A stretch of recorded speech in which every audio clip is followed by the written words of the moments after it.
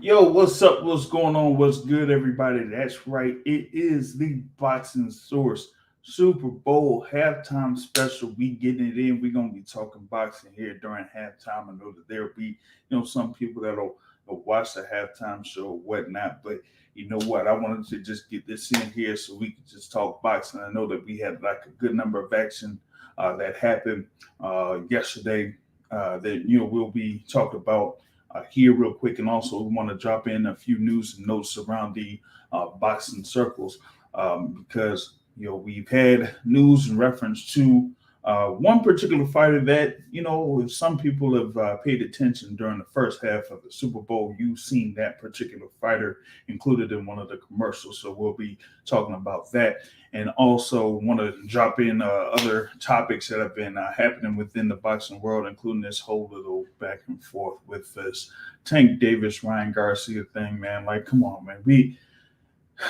Oscar De La Hoya, come on, man. Just go ahead and simmer down and calm down, okay? But we'll get into that here in a little bit. But first, we wanted to just drop in as far as like what happened over in San Antonio, the Alamo Dome in San Antonio. You had in the main event for the vacant WBC Super Featherweight Championship, Rey Vargas versus Oshaki Foster. Rey Vargas came in there with an unbeaten record. He was a two-division world champion. He won a world title at featherweight, won a world title at super bantamweight. Just going up here to see if he could claim a world championship in the super featherweight division, 130 pounds, against Oshaki Foster. Oshaki came in there as the top ranked contender in the WBC rankings. And the thing about it is that he was working his way up to this particular point where he could fight for a world title. And he was able to get this opportunity against Rey Vargas. And the thing about it is that there were some people going into this fight thinking Rey Vargas is there. Like I said, undefeated record. Was more notable for many in boxing circles as someone that who uh, would be a three division champion. He tried to go in there and repeat the feat that the WBO super featherweight champion recently accomplished. There as we had the thing last week, or what it was like last Friday, so to speak. There, where Liam Wilson, ended up falling short to Emmanuel Navarrete, who, like I said, was WBO champion at 122 and WBO champion 126 to get a stoppage victory over Liam Wilson. Their ninth round TKO victory that was last Friday, right? But here, Ray Vargas tried to repeat the feat here against Oshaki Foster, who came in there with a record of 20 wins and two losses against Ray Vargas. That came in with a record of 36-0. And the thing about it was like, well, Ray Vargas, I think, came in there with a lot of confidence, but maybe he came in, a little bit overconfident as to what he could do there against Oshaki Foster. Foster, while he was the shorter fighter, and he was, noticeably shorter, it seemed like there in this instance. But well, he didn't have a reach disadvantage. He had a reach advantage of sorts, so to speak. He's there with the 72-inch reach there. While it seemed like Ray Vargas had a lot big advantage in reference to height. The reach wasn't much there, and also you had Oshaki Foster, and you saw early he was there as the faster fighter, and he was able to establish the jab early and often. Came in there, with an orthodox style. Was beating Ray Vargas to the punch on multiple occasions in the first round. Was very successful with the jab, and kind of like kept a good amount of distance away from Ray Vargas, so for Ray Vargas to really get started. And so You seen like in the early rounds, Ray Vargas was just trying to figure out how we would be able to attack O'Shaquie Foster instead of just throwing punches.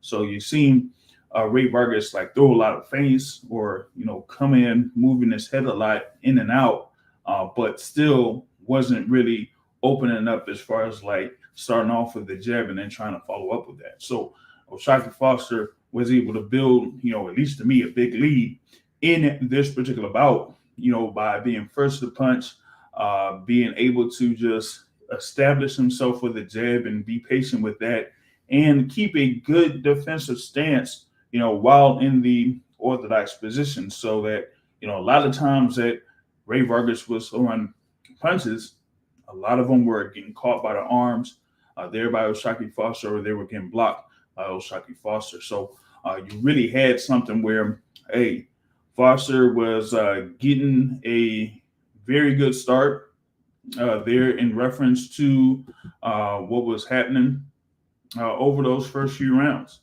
And, you did have some instances where Ray Vargas landed a couple of shots there on O'Shaquie Foster, was able to, back O'Shaquie Foster to the ropes.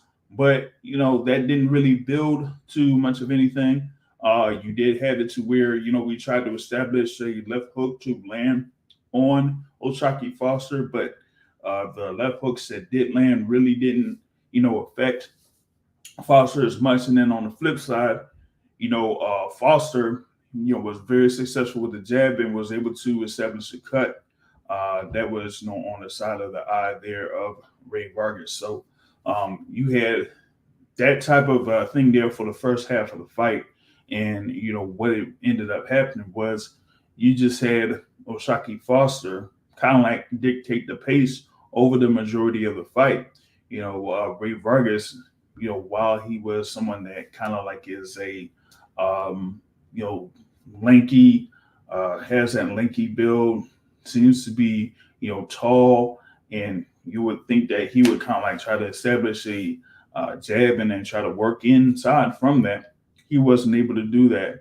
And also, on the inside, O'Shaquie Foster would not allow Ray Vargas to, try to work on the inside, get in some hooks, some uppercuts to, really affect Foster over the course of the bout, And while there was, midway through the fight, you kind of like seeing a couple of rounds that could have been, in favor of Ray Vargas. It wasn't anything that kind of like seriously shifted the momentum over on Vargas' side.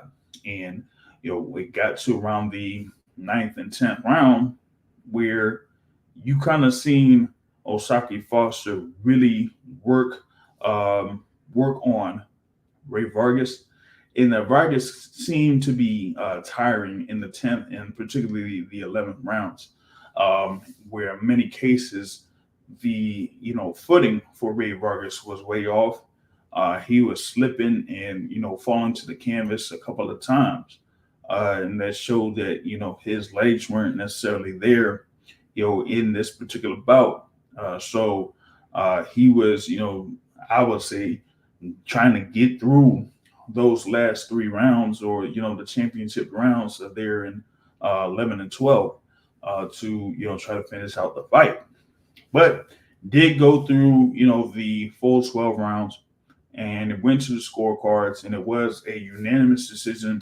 All judges in favor for O'Shaquie Foster to become the WBC super featherweight champion, and he hands Ray Vargas his first professional loss. You had the scores of 119 to 109, 117, 111, and 116, 112. So you had one judge that gave O'Shaquie Foster every single round but one. And I think there, if I look up the name, Alejandro Rochim, I think he had just the first round in favor of Ray Vargas, and then everything else was in favor of O'Shaquie Foster.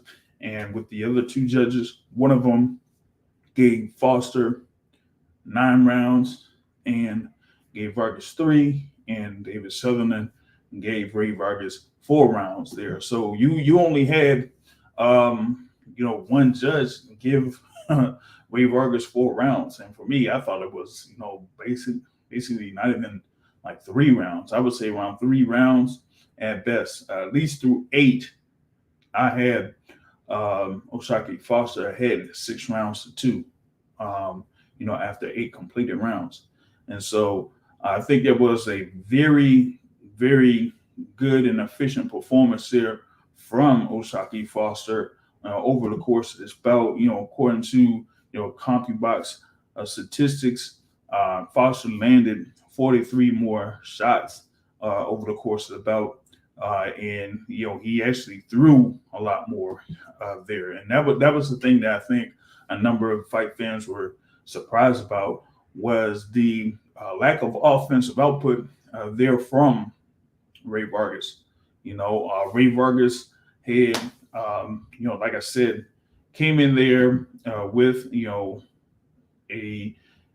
kind of like a stellar record. Like I said, it came in there undefeated, 36 wins, no losses coming into the bout.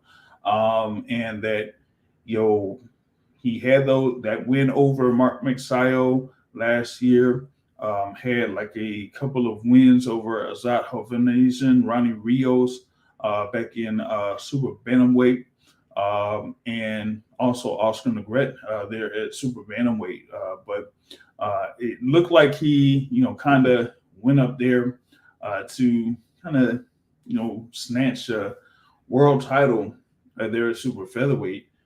After just winning the WBC belt at featherweight with a split decision win over Mark Mexio. So we tried to get in. Like I said, had a world title at 122, won the world title at 126 last year, and then the next fight tried to get a world title at 130, but he just fell short. And that was the thing. It was just that he was, I guess he did a little bit too much that he could really chew there, so to speak, going up against O'Shaquie Foster.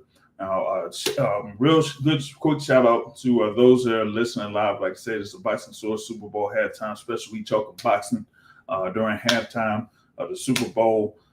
Some people, probably, feeling pretty good about what's happening right now, and you got some people that aren't necessarily happy about what's happening right now.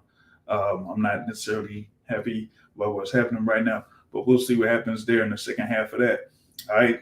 But going back into this thing here with the fight with O'Shaquie Foster and Rey Vargas, Vargas, I don't know what he was talking about, after the fight. Immediately after the fight, he was talking about, like, he was, talking to, was it Jim Gray there? Like, he says that he didn't think it was a fair decision. He didn't agree with it. He thought it was, like, much closer than they saw than the judges may have thought. I don't know what he was talking about, because, like I said, he was getting beat to the punch multiple occasions. There were, at least in the first half of the fight, you've seen that Rey Vargas was very reluctant to throw shots because, one, there were some good counters coming back from O'Shaquie Foster, and two, there were a number of times where Rey Vargas was a little bit out of range from where O'Shaquie Foster was standing. So when Rey Vargas was throwing the jab, or trying to throw the jab, it wasn't really getting to the target. And also, I really didn't feel like his jab really had that much emphasis on it. And you kind of like seeing that see Foster really snap the jab there over the course of the fight against Rey Vargas. So that's why I feel like, Foster just significantly had an advantage there in this fight. So shout out to O'Shaquie Foster there for winning the WBC super featherweight title. I think that, he might have a few defenses to make first, as it is a vacant title, with the rules there for the WBC. Usually what happens is if you end up winning a vacant title, you would have to, make defenses against the next couple of people or next fighters there that are within the rankings. And well, as of right now, O'Shaquie Foster was at number one here. Eduardo Hernandez is ranked number 2 currently in the WBC, unless they recently updated the rankings. They have Oscar Valdez there at number 3, but Oscar Valdez looks like he's going to be going for the WBO title there against Emmanuel Navarrete, as he was supposed to fight Navarrete for the WBO title that previous Friday, but ended up not doing that due to injury. So that's how Liam Wilson ended up being the opponent for Emmanuel Navarrete there. So Oscar Valdez looks like he's out. Conceição, I don't see that necessarily happening. But I see one interesting fighter there in the rankings in the WBC at number 6, and that is Leo Santa Cruz. And so you might see Leo Santa Cruz as a possible opponent there for Shockey Foster, or Leo Santa Cruz could face Hector Luis Garcia there for the WBA title. So that's, two potential bouts there that Leo Santa Cruz could have at 130 pounds. But, with Shockey Foster, he says that, even if there's, those mandatory obligations there, he also, wants to see about going after the belt holders. I did mention Hector Luis Garcia. Yes, Hector Luis Garcia did lose to Gervonta Davis on January 7th in Washington, D.C., but that was at 135 pounds. We know that Hector Luis Garcia is back down to 130 pounds, so we'll see what Hector Garcia does here in his first defense of that WBA belt. You also have there at IBF Shavkat Rakhimov, but I think that he is scheduled to face, Joe Cordina. That could be his next bout there, so I could just go ahead and confirm that.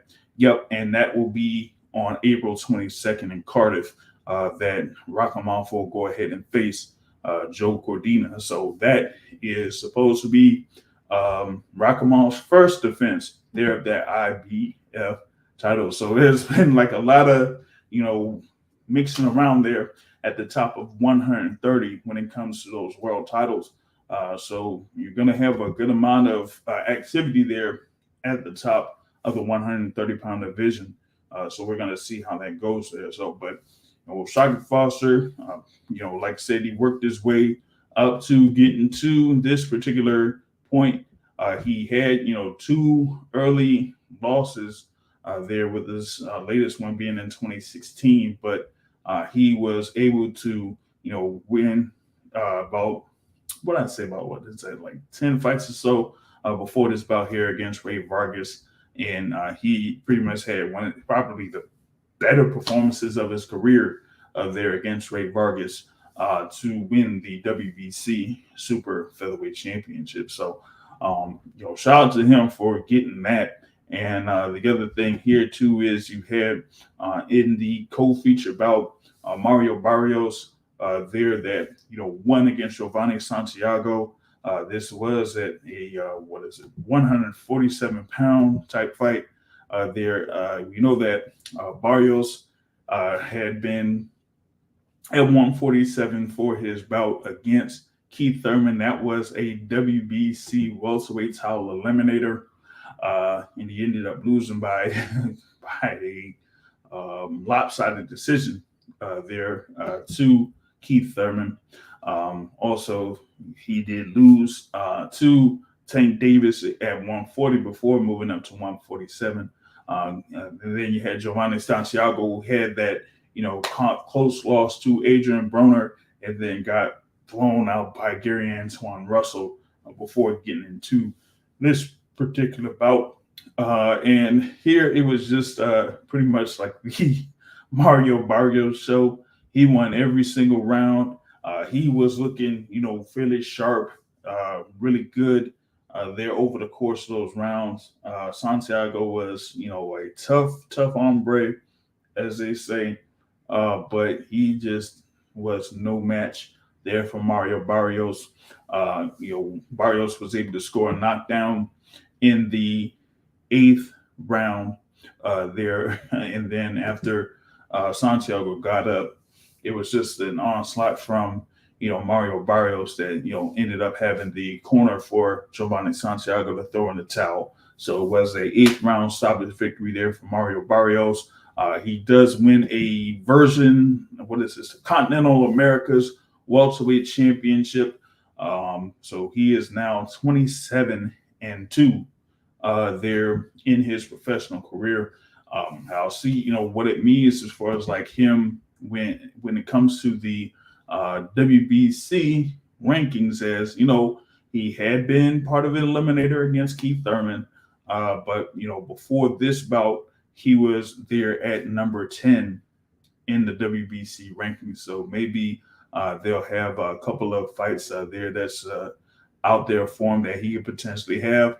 I know that Jamal James, former world champion, has a bout coming up uh, over in Minnesota, and that is against Alberto Palmetta in was that February 25th. So that's a couple weeks.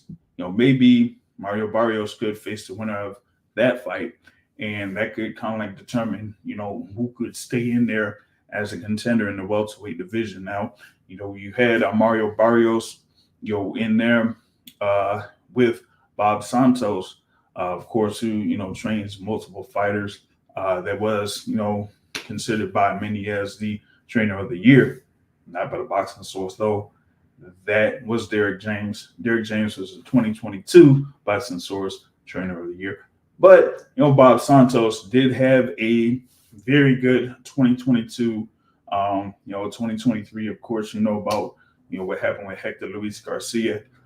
But here with Mario Barrios, he was successful in that particular bout, and also I think he was in the corner of Linear Perro, who was part of the opening bout there in the Showtime telecast, who won by TKO in the eighth round against Victor Faust.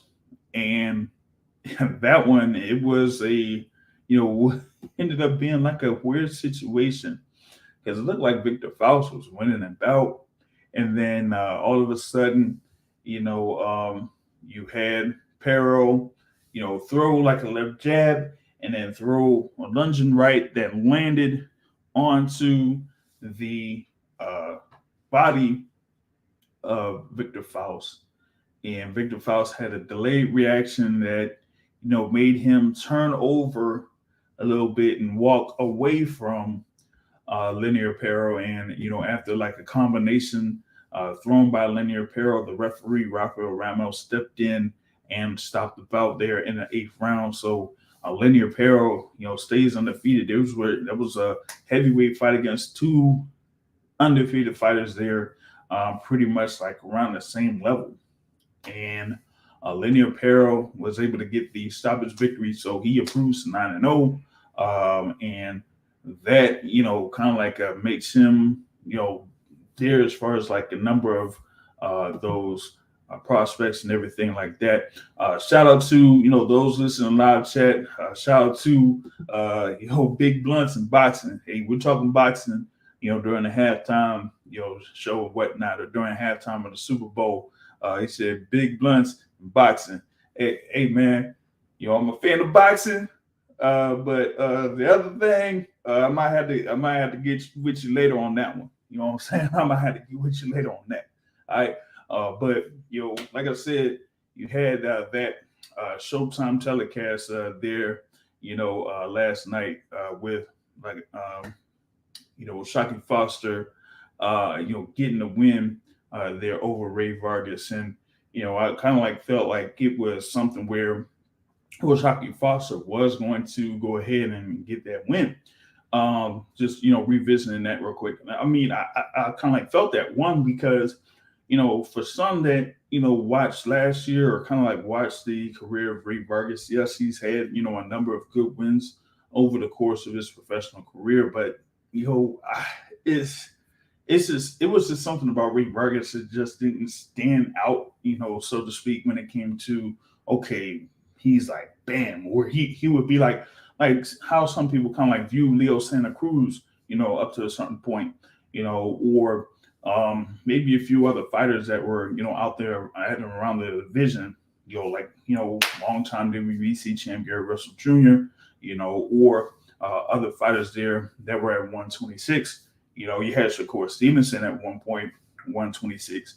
Oscar Valdez was there at 126. It moved up. Of course, Emmanuel Navarrete was there at 126 before, moving up and getting that 130-pound title there. But, with Rey Vargas, of course, he had like an injury where he was out for like a couple of years. Then he got back into it.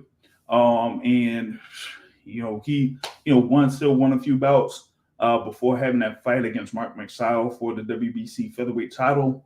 And even with that, he was getting dropped in that particular bout, and he was still able to get a split decision victory over Mark McSile to win that WBC featherweight title, and just getting right back in it. You know what I'm saying?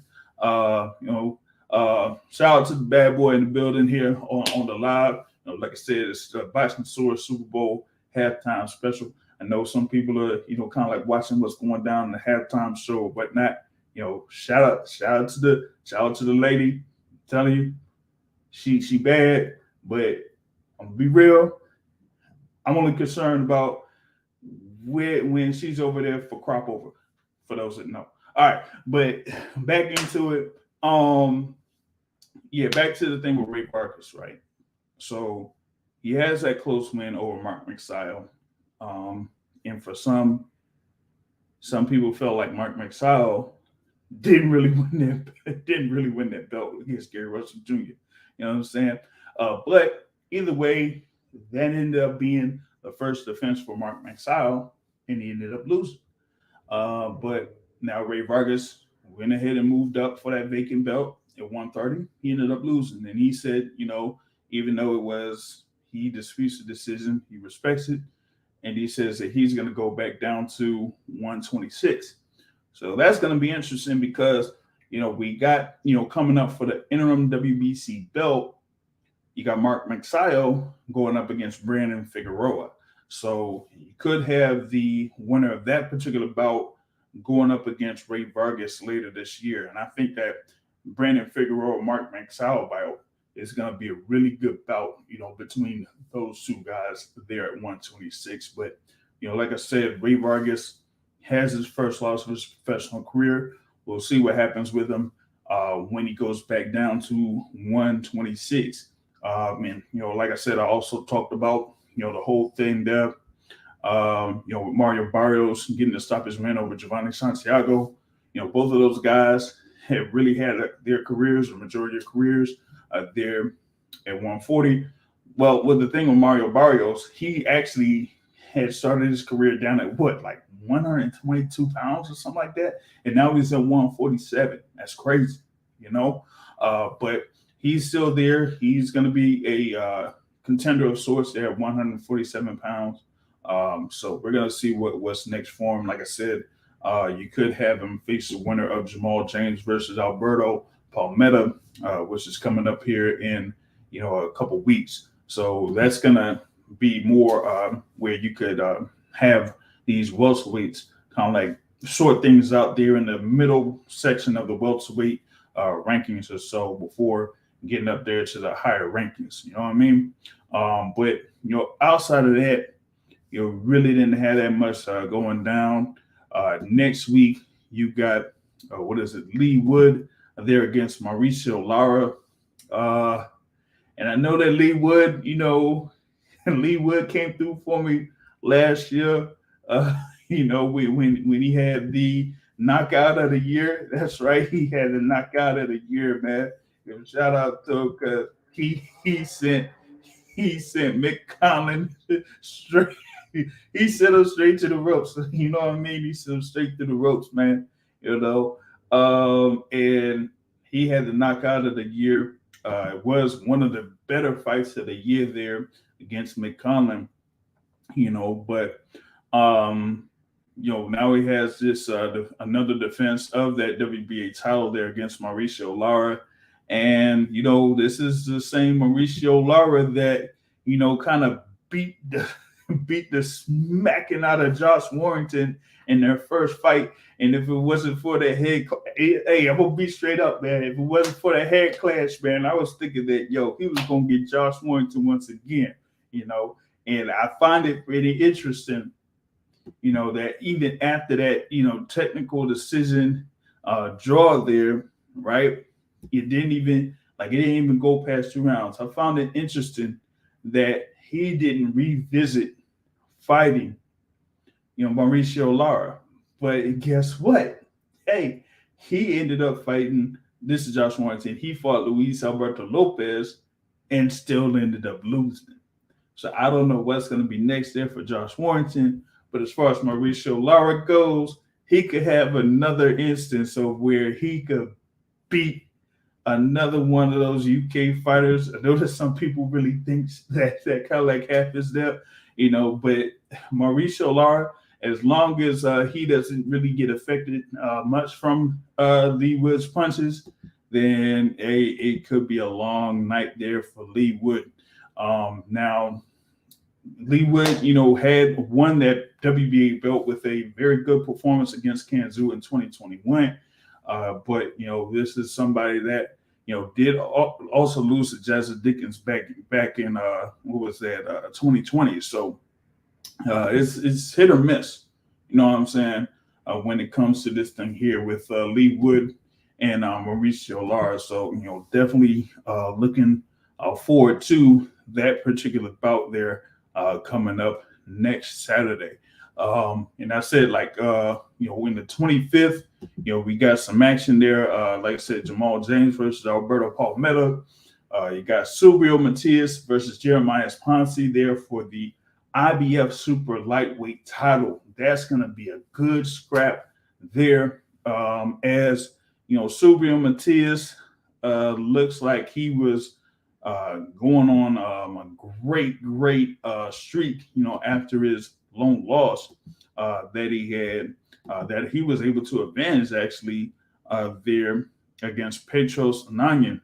But with his stoppage wins over Malik Hawkins, Badr Jumkumbayev, and Petros, like I said, in the rematch with Petros Ananyan, that put him in position to fight for the world title here against Jeremiah Ponce. And Jeremiah Ponce is there undefeated, and hey, some people saying that Ponce might get him.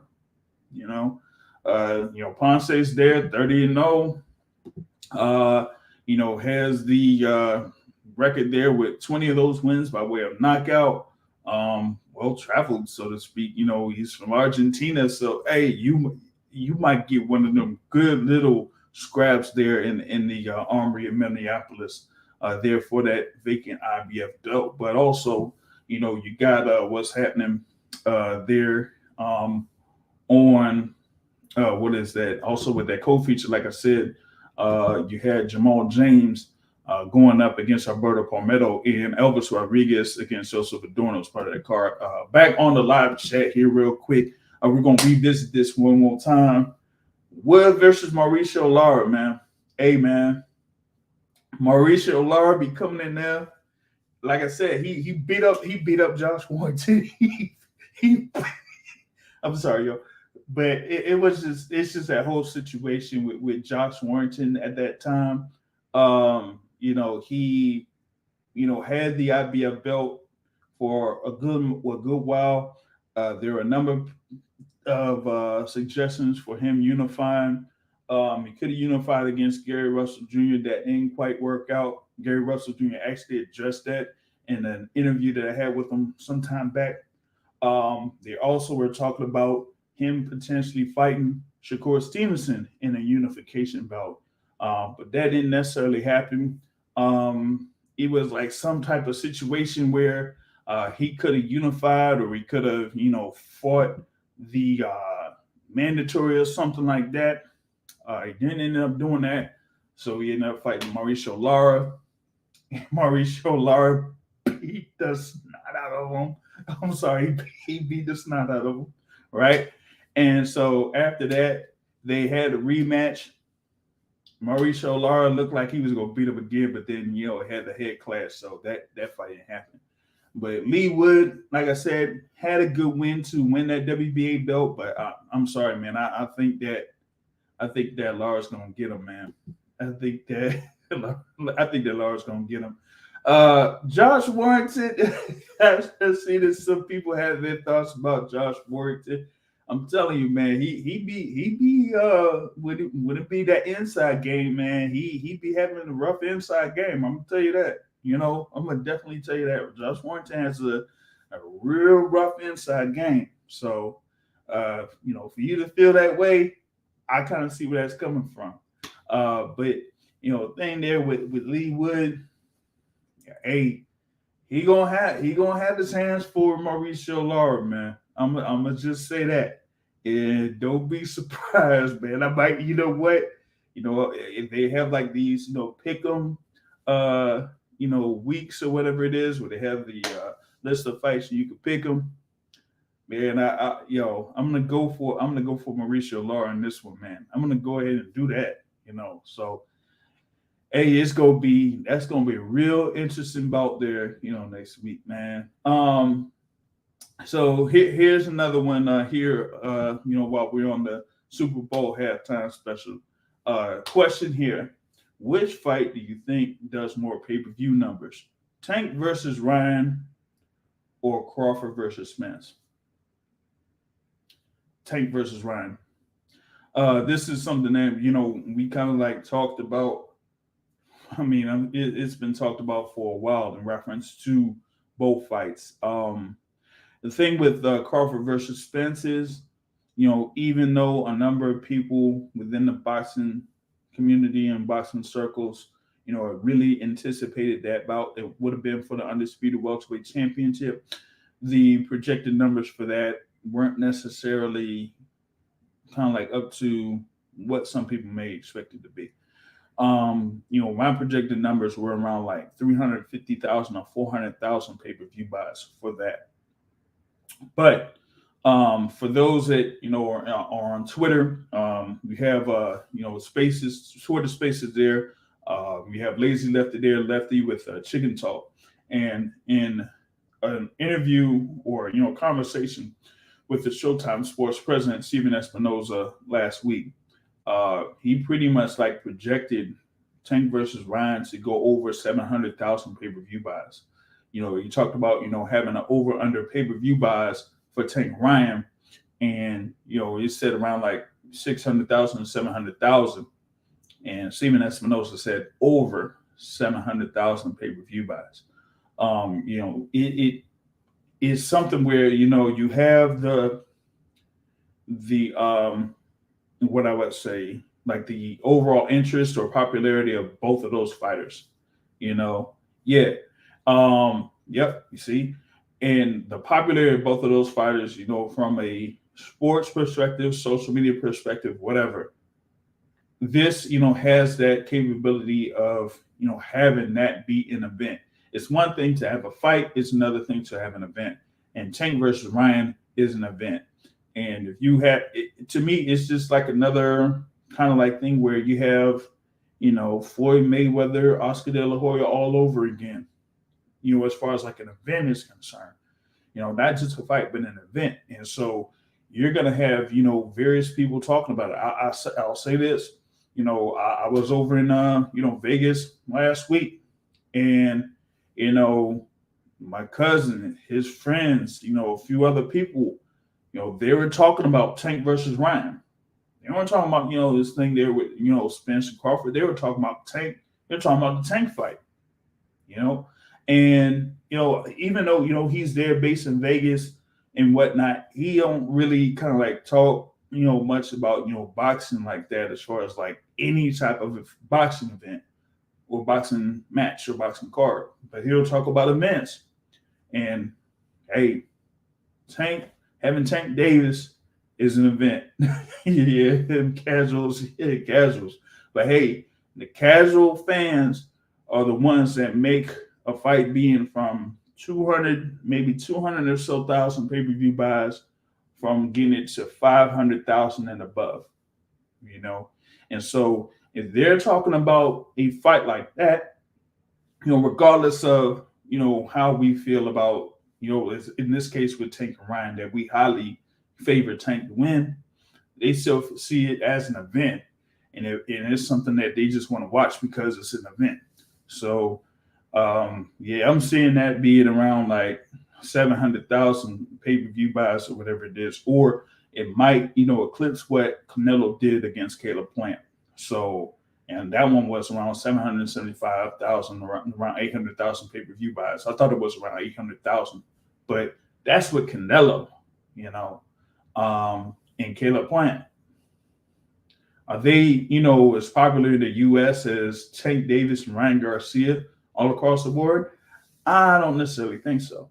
So, I mean, you got those two elements. So I see that as being a real big event, too big to fail. I just don't feel like it's going to happen on April 15th, though.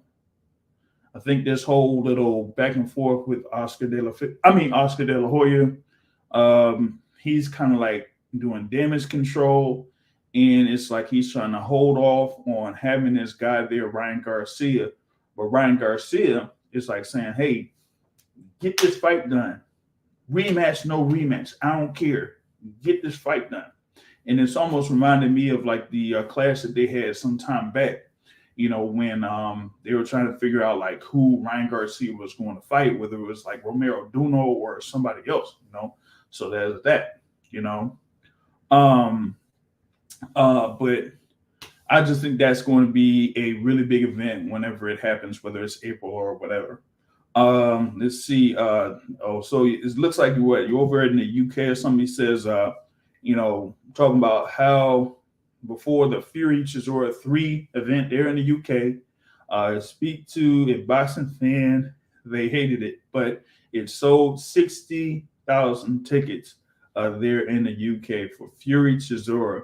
Yeah, because it was an event. Like, I mean, you have what is it, like Wembley Stadium, or you have Tottenham Hotspur Stadium out there in the UK.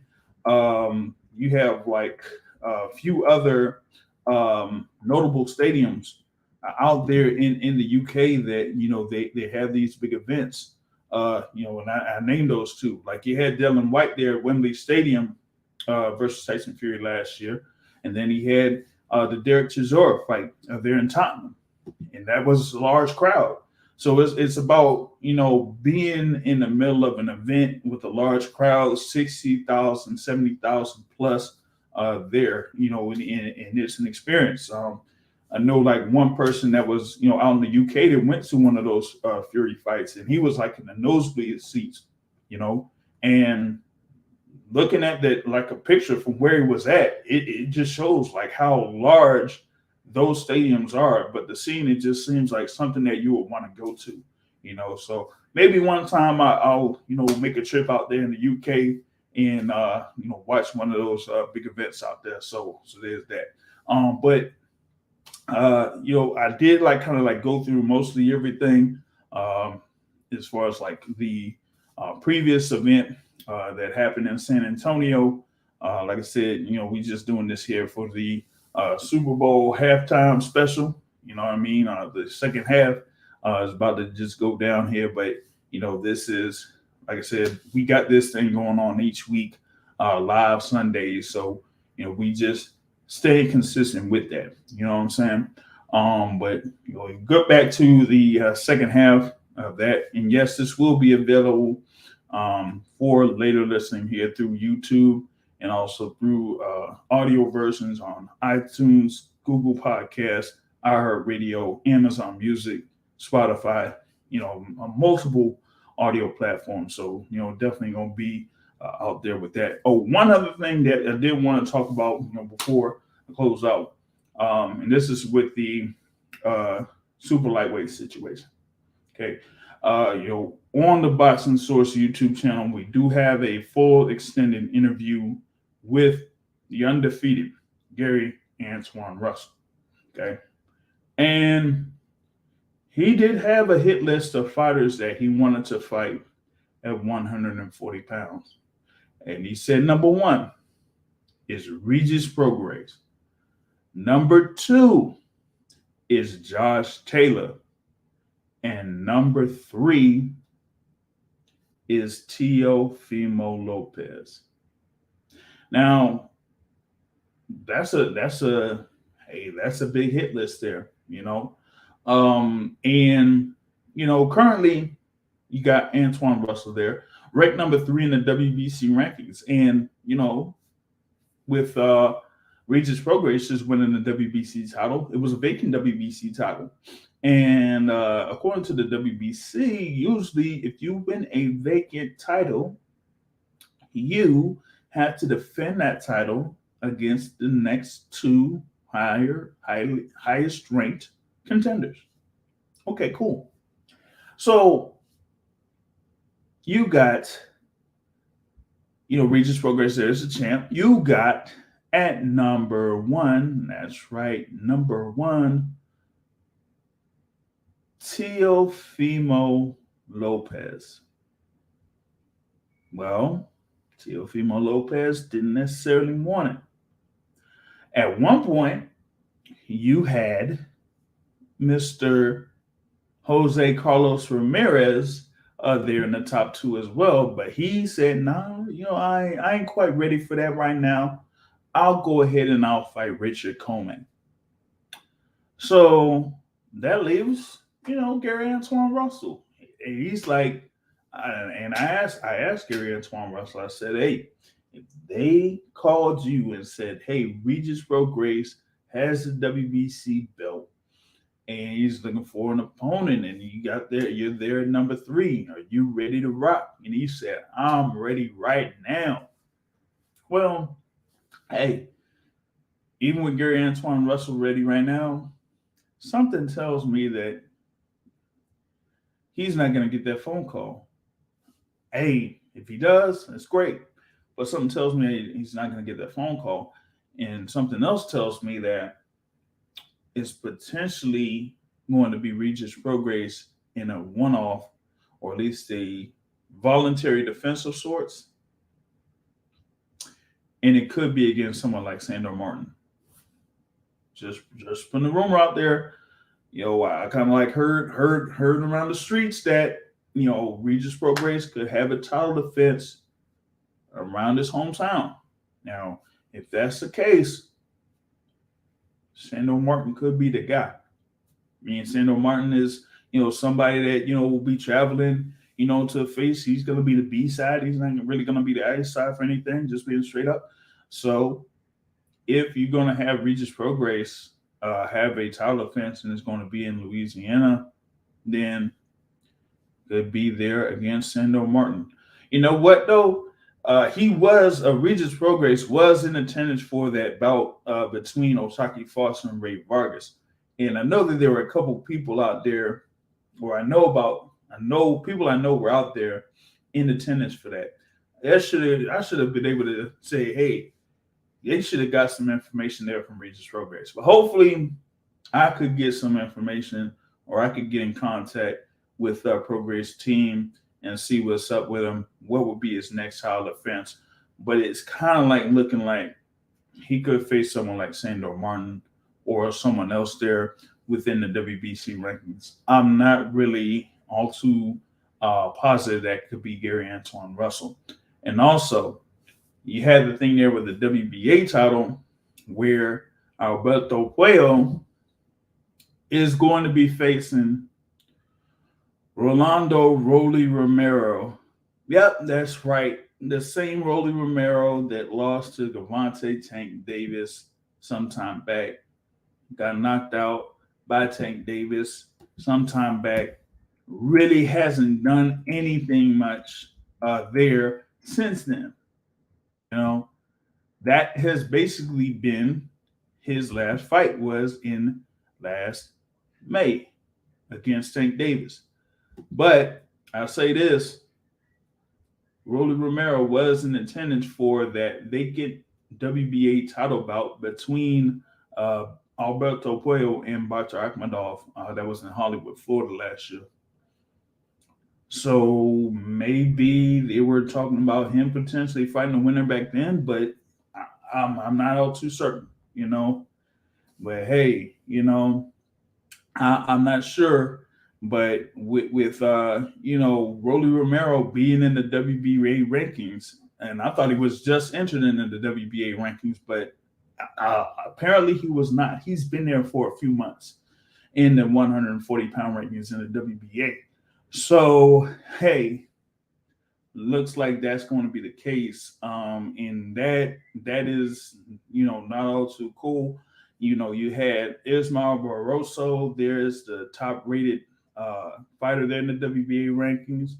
You had, like I said, Gary Antoine Russell's been there in the rankings. Shojahan Ergashev's been in there in the rankings. And, apparently they're saying that, word on the street is that a number of teams are very disappointed or very upset that Rolly Romero is getting this potential world title shot.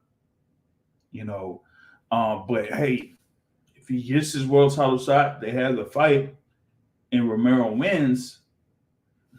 That could, bring some more interest into the 140-pound division of sorts, and maybe you could have a fight against Rolly Romero if he ends up winning the belt there against Alberto Puello. But that remains to be seen. But that's mostly what I got. Shout out to those in the live chat. Yeah, and also big ups to those that will be listening in.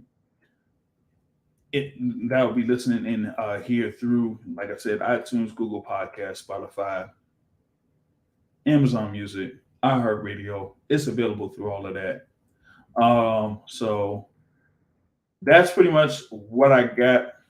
We'll get back into it with the boxing talk next week, next Sunday. We're hopefully going to have more interviews available for y'all through the YouTube boxing channel. Be sure to like and subscribe on that. And hey, like I say at the end of every show, folks, important boxing is a hit, not get hit, not understanding the trade. On that note, folks, I'm out. Have a good evening, everybody.